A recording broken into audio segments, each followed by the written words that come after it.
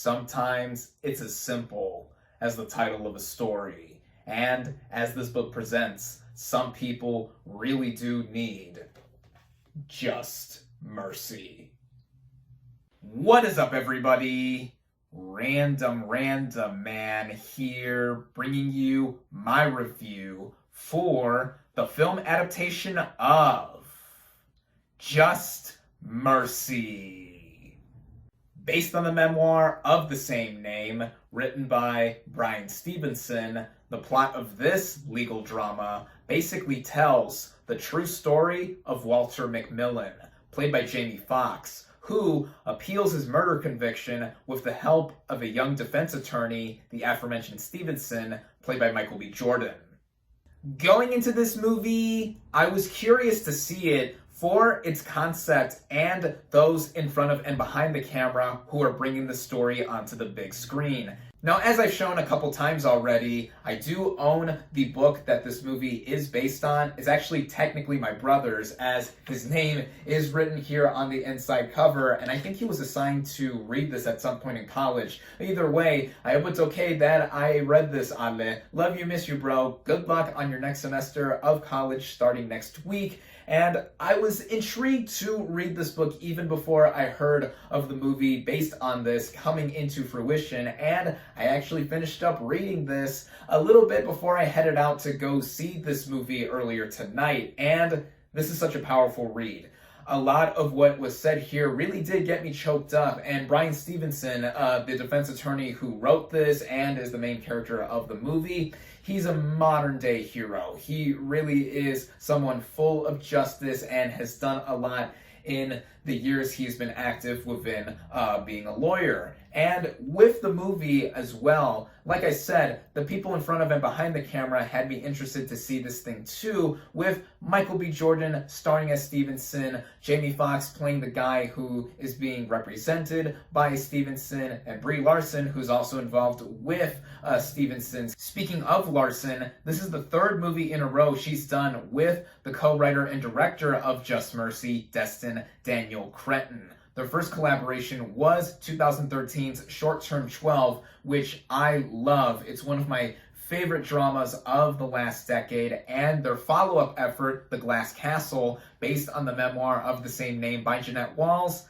I wasn't so much a fan of. I found it to be mediocre at best, but this reteaming of them and everything else I've mentioned before still had me interested to see the film. Starting out with the cast and their performances, I'll begin with Michael B. Jordan as Bryan Stevenson, and I'm going to say right away that this is probably the best performance I've ever seen from the actor.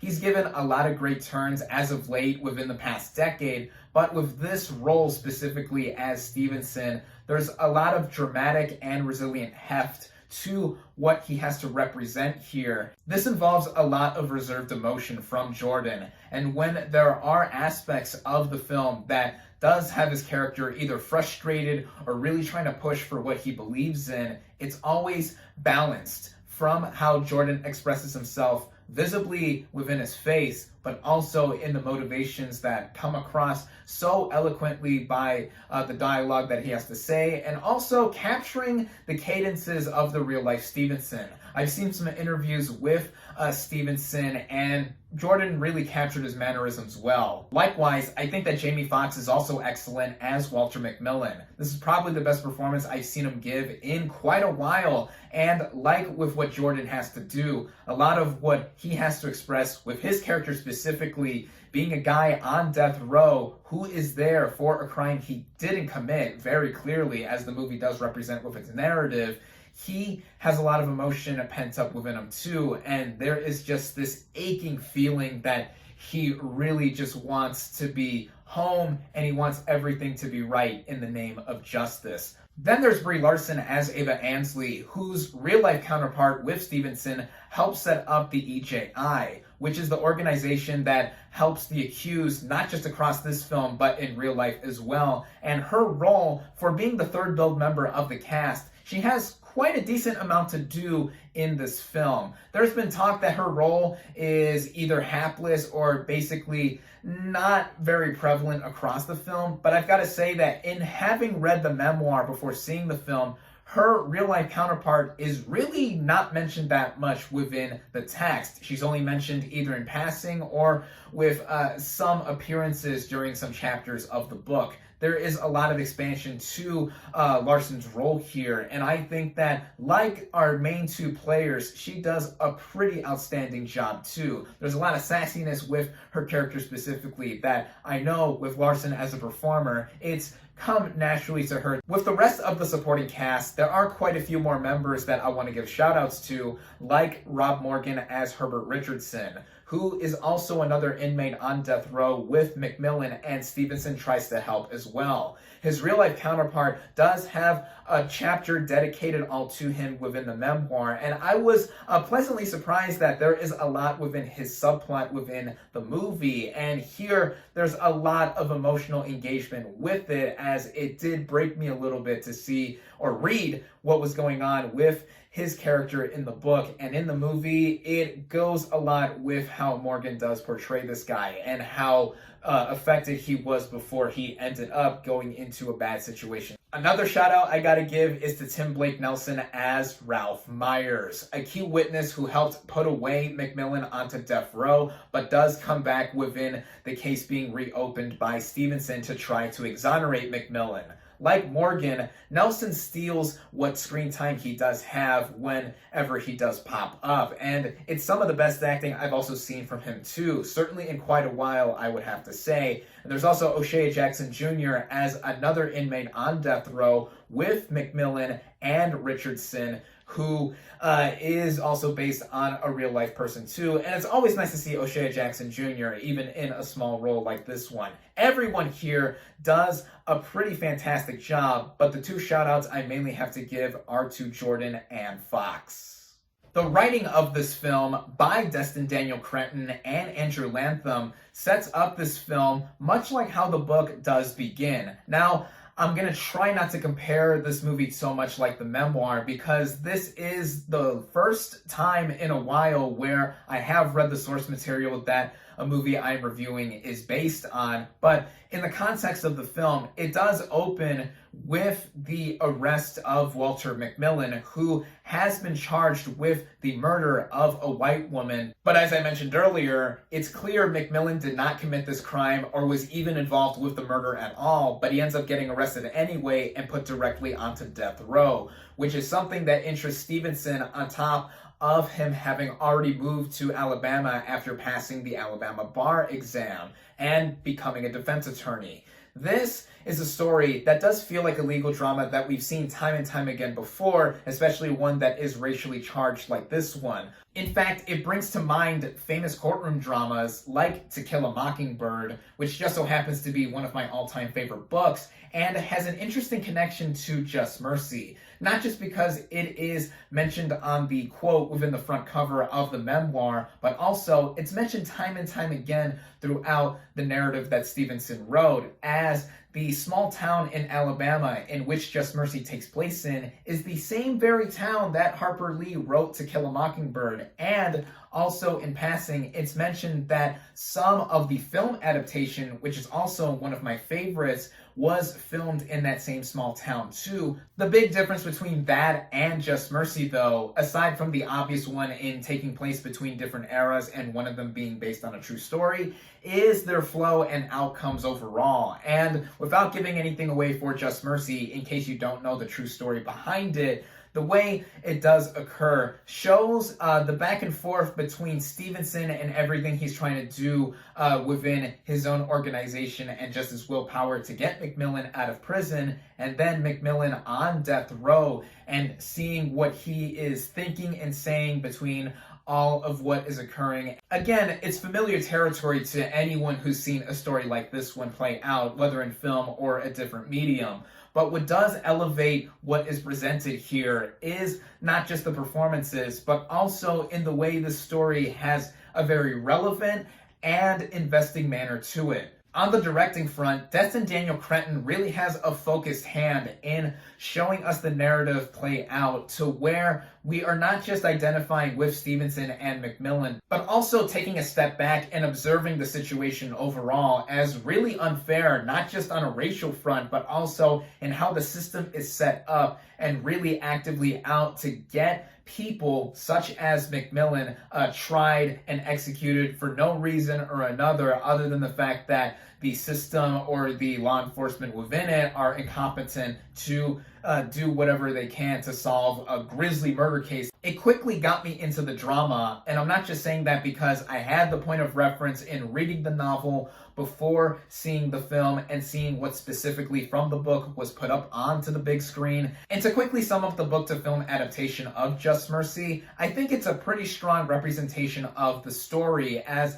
the book is specifically structured in alternating between different cases and other stories that Stevenson was telling while he was a young defense attorney, and the main through line of McMillan's story. And with the movie, yeah, the main through line of it is McMillan's story. But like I said before, I was surprised that the specific storyline involving Richardson and the case that Stevenson took on with him was included, as I thought that was a nice supplement to what was going on with the main storyline. Now to get into some of the technical merits, like the previous directorial efforts of Cretton, Short Term 12, and The Glass Castle, some of the same behind-the-scenes crew do come back to work on Just Mercy. The same cinematographer, Brett Pollack, also shot this film. The same composer for the original score of those movies, Joel P. West, also does the music for this film. And the same editor on those other films as well, Nat Sanders, also did the editing for this movie. All the jobs they had to do were done in more than a competent fashion. They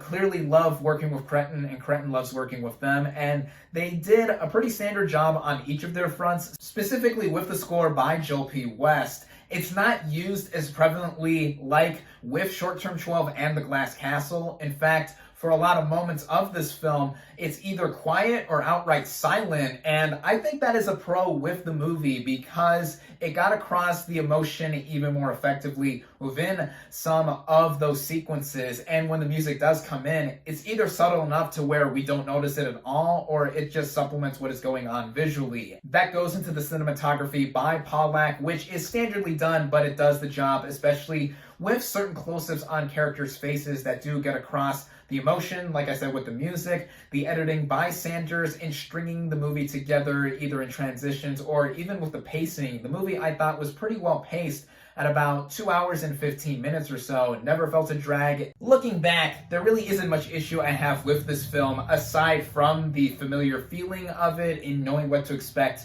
with stories like this one, as in connection to that, in what did stick out to me while watching this film, it's the character played by Raph Spall, who is the prosecutor going against Michael B. Jordan Stevenson, who makes it clear that he wasn't involved with the prosecution of McMillan initially until the case is reopened up by Stevenson, and he is somebody who is clearly a foil to our main players. And yeah, we've seen these kind of characters in other stories of this sort. It's really no fault of Spall's performance. I thought he did a fine job for what he had to do, but it just goes back into the similar feeling that this movie has to other courtroom or legal dramas, but with what the best of these kinds of films do, it is the importance of not just the message, but also the story being told that should be taken away from this film. And that is ultimately why I feel this is going to be a crowd pleaser once more people do see it.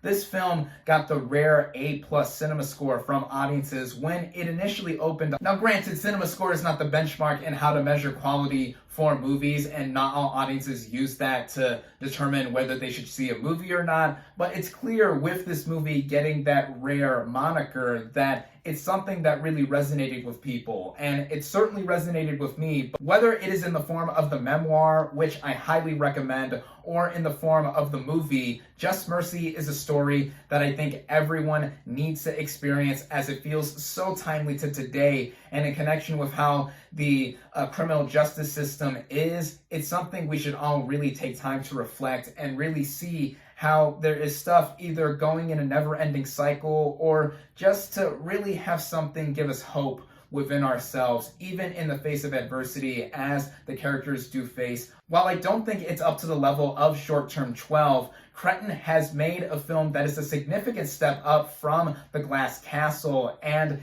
it's something that is a solid effort on everyone's parts. Yes, this movie is Oscar baity, if one wants to use that term, for what it does encompass, but at this movie's core, like I mentioned, it's a story that does have a lot of timeliness with it, and I think just about anyone who watches it will take away something from it. And speaking of Oscars, the only major award nomination I've seen this movie get as of late is a Screen Actors Guild Award nomination in the Best Supporting Actor category for Jamie Foxx, and I do think he is worthy of an Oscar nomination if he does get it this coming Monday. But other than that, yeah, I don't see much attention being brought to this film, but now that it is getting its wide release this weekend after it was initially in its limited run on Christmas Day this past year, this is something that I think more people should be implored to see. I definitely recommend Just Mercy.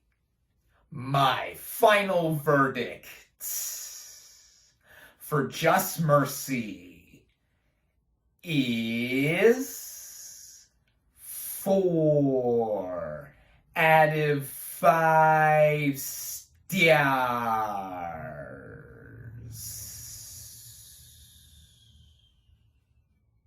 Thank you all, as always, for watching. Be sure to like this video, comment on what you thought of Just Mercy. Social media links in the description. Subscribe to my channel for more, and I'll catch you on the next movie review.